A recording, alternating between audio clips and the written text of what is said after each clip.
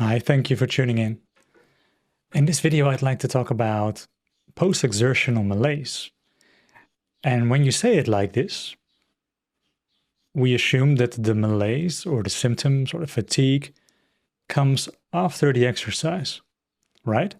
So in this case, if you phrase it that way, the exercise is causing the symptoms. But what if that is not really the case? What if there is something else going on? And I know that it seems that way. I know that it seems that way, that you go on an activity and after that, you're probably paying the price somehow. So 1 and 1 is 2, right? Exercise. After the exercise, there is fatigue or symptoms or pain, post-exertional malaise. That's how we perceive it. But I don't believe that is the case. I believe there is something else going on. And I believe that because I've talked to over 1,000 people in person who have chronic fatigue syndrome and post-exertional malaise, but also because I had post-exertional malaise myself. In fact, it was one of my worst symptoms and it stayed until almost the end of my healing journey. And because of that, I can state that the exercise is only indirectly triggering those symptoms. But on a subconscious level, something else is going on. And with many clients who have post-exertional malaise, I was trying to find that thing in their unconscious or subconscious mind that was causing the brain to create those symptoms. And understanding the mechanism as of how and why the brain does this. And if we have found this stressor, the brain will automatically make post-exertional malaise. So we can turn on post-exertional malaise without even having the need to exercise. And that's a very big contradiction to what is being said right now in the healing scene. It is said that exercise is causing this, so you better be careful. You are a spoonie. You have to be very careful with what you're doing, because every step can possibly trigger post-exertional malaise, right?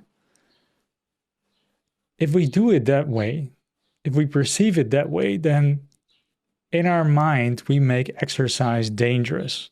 So you better be very careful. If you, for example, walk 200 steps today, then, be careful, do 200 steps tomorrow and only gradually increase the number of steps.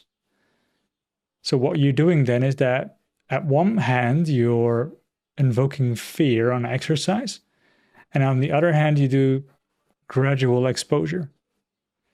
So if you keep on, building up yourself very slowly, because some people need to build themselves up over the course of 2, 3, 4 years. And then after 4 years, maybe you have completed the pacing method and you can do 10,000 steps. But you will always notice that there will come a moment when something else happens, maybe a big family event, maybe someone dies, or a breakup, or something else, a lot of stress. And then you fall down again. And then you won't be able to do 1,000 steps maybe.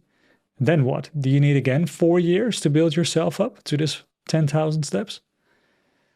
Now, instead, the event that triggered these symptoms, let's say a breakup, is doing you a favor. And every activity that you do is triggering something, whether it is fear, whether it is shame, or a belief, or something else. And that thing in the unconscious mind, in your body, is the problem. So that's the stressor. And if you can focus on that without needing to do 10,000 steps, you'll have post-exertional malaise directly. But if you solve the problem, if you really connect with the stressor and process it, then there is no need anymore to have post-exertional malaise. And then the post-exertional malaise will just vanish instantly.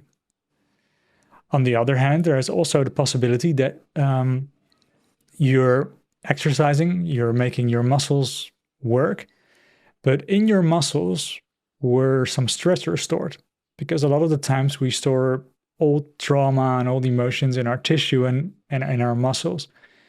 And that movement is freeing those stressors. And I think that's a very good thing. It's also the reason why people do tissue massaging, etc., to get the stress out of your tissue, out of the fascia, out of the muscles, etc.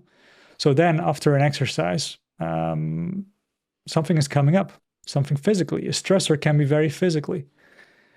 And your brain is going to perceive that as a danger and protects you with those symptoms that you are afraid of. And instead of letting it wind down over the course of 2, 3, 4 days, you can process it directly. So it's a gift. So what we do in the release program is that we dive in whatever that is coming up and peel that layer of an onion, process it, and then the post-exertional malaise can be gone in a matter of minutes or maybe in an hour.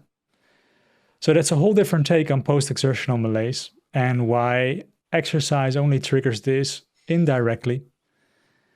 And I hope you can use this for your benefit. Have a beautiful day.